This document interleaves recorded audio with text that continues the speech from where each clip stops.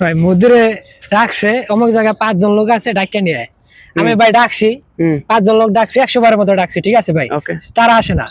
এইভাবে মুদিরে আরেকবার কইছে সবগুলো ডাকিয়ে নিয়ে 100 বার বলছে, তারপর আসতেছে না। এই মুদিরে আবার ডাকিছিস? হ্যাঁ, এটা কিভাবে বুঝাম? 100 বার ডাকছি, 100 বার ডাকছিলাম, এটা কিভাবে বুঝাম? কারে বুঝাবি? মুদিরের বুঝাবি? হ্যাঁ, মুদিরে কিভাবে বুঝাম? কিভাবে, কি দিয়ে বুঝাবি? আরবি দিয়ে? হ্যাঁ, আরবি দিয়ে বুঝাবো। এখন সাপোজ ধর তোর কেউ বললো, মুদির বললো যে অমুক জায়গায় লোক আছে, যে ডেকে নিয়ে আয়। তুই গেছিস তাদের ডাকতি, 100 বার বলার পরেও কেউ শুনিনি, তাই তো? মানে তোর কথা কেউ মানছে না, তোর কথা কেউ শুনছে না।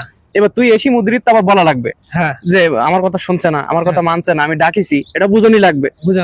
মুদিরের কাছে তুই আসবি, এসি বলবি যে মুদির আনা নাদি মিয়া মাররা নাদি, বাস নফরত মা ইসমা আনা কালাম, আনা নাদি মিয়া মাররা আনা নাদি, বাস নফরত মা ইসমা আনা কালাম, ইনতা রো বাদেন শুভ।